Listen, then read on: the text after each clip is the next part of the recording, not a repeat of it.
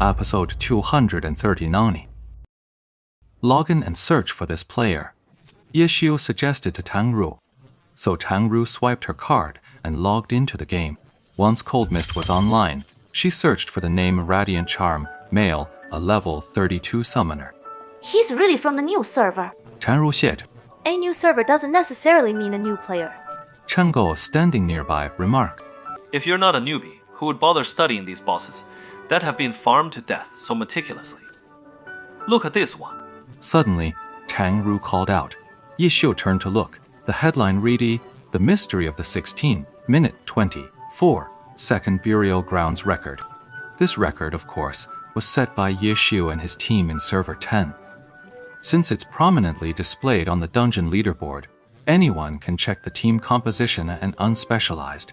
A battle mage, a swordsman, a brawler, and a launcher. Mi Guang analyzed and discussed how this dungeon run was pulled off based on these 5 classes.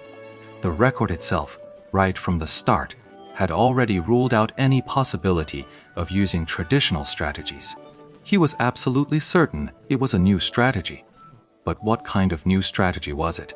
Mi Guang's judgment wasn't entirely correct this time, but he'd pieced together most of it. There was just one thing he clearly didn't know: the myriad manifestations umbrella in Lord Grimm's hands. So his analysis of the unspecialized's role in the team was riddled with errors. In the end, his designed strategy couldn't simulate a 16-minute, 24-second clear time either.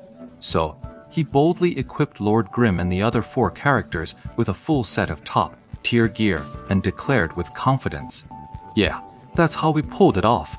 This guy was utterly shameless. For Lord Grimm alone, he gave out 3 orange tier pieces at once. Mi Guang wasn't ignorant of just how massive an investment such an extravagant setup required for a level 25 character in a new server. But this guy was supremely confident.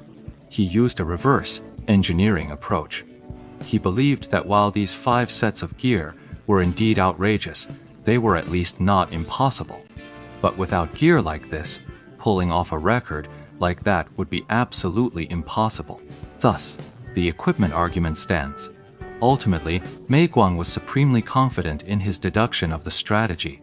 Using that as his basis, he directly refuted the notion that such gear was impossible to assemble as being unrealistic.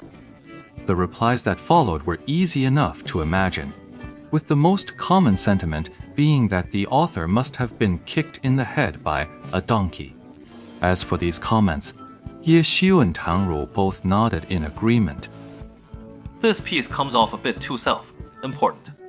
But at least I guessed right on a few points, Ye Xiu concluded.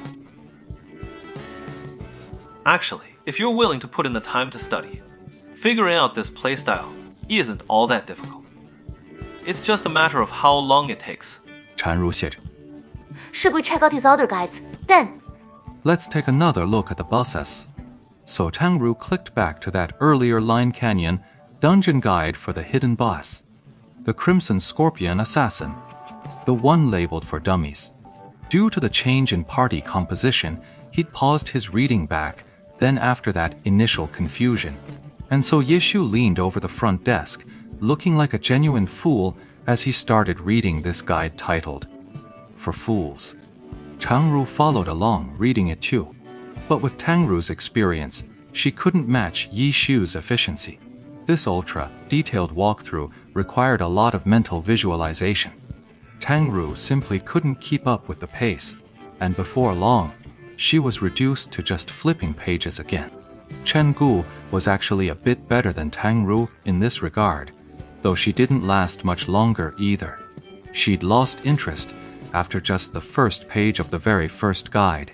These minor, hidden bosses aren't that tough. A detailed guide this complex is just overkill. What's there to see? Chen Gu muttered. There's nothing to see in this guide. Ye Xiu also confirmed that this guide was pretty much worthless. But I just wanted to see if he'd actually make a mistake. You're playing Spot.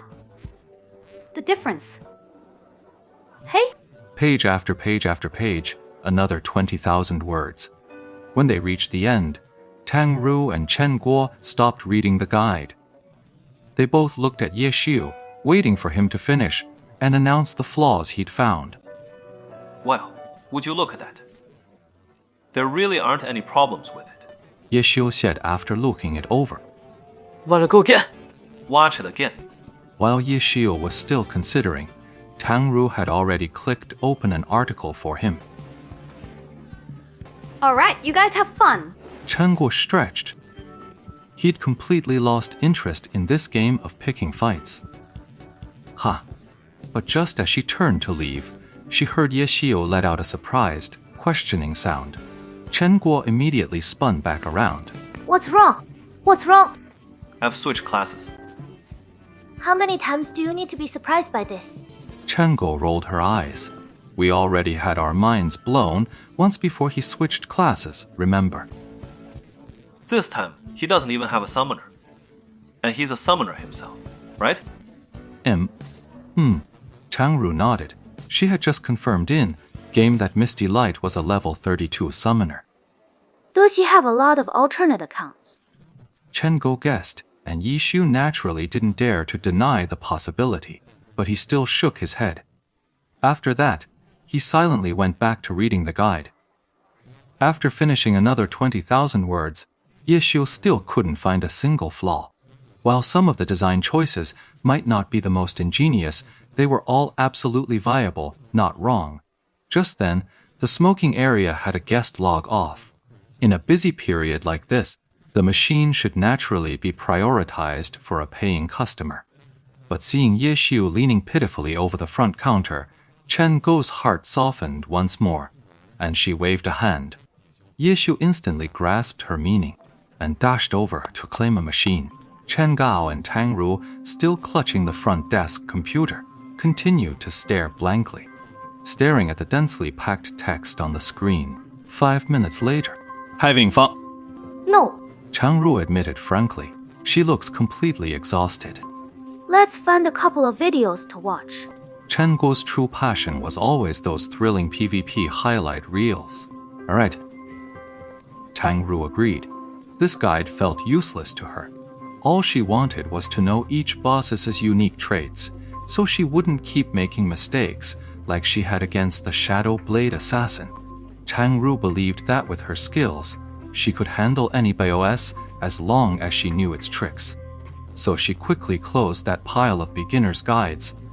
She was about to look for a video tutorial, only to realize Glory was still running in the background. She'd forgotten to log out after logging in earlier to search for Misty Light. But now, the game screen was a monochrome gray. Han Yan lay flat on the ground. A system dialog box popped up, asking the player if they wanted to revive the character. 好的，来电。 Chang Ru looked at Chen Guo with a blank expression. Out in the wild, Chen Guo said, That was careless. just hanging out in the wild like that. Getting killed by mobs or PK'd by some malicious player passing by was just par for the course. Resurrect and see if you dropped anything. Tang Ru confirmed the resurrection. Her character was in critical condition. Returning to Kangji City, she opened her inventory to check her equipment and items. She shook his head. Nothing dropped, just some coins and experience. That's a guaranteed drop. Check the system log. Tang Ru actually didn't know about this thing. Right here. Chen Guo snatched the mouse, helping Tang Ru operate the system. The diary recorded this death record for Cold Smoke Soft. Not killed by a monster, but by a player named Zero Breakthrough. Zero Breakthrough, Chen Guo muttered. He quickly opened the friend search, typed in the ID, and found a male magic swordsman online and at level 33. Level 33. They must be leveling up in One Line Valley, going for revenge. Chen Guo handed the mouse and keyboard back to Tang Ru, like a general commanding his troops. Right now, of course. Chen Guo nodded firmly. Tang Ru pointed to the side. Chen Gu turned her head and saw a ring of customers leaning over the front counter, staring dumbly at the two beauties playing the game and ignoring them. I'll take over. You go get your revenge. Chen Guo went to attend to the customers. Alright, but who knows if we'll even find it? Later is fine too. Chang Ru, however, didn't dwell on the matter. After logging out of the game, she went to attend to the customers.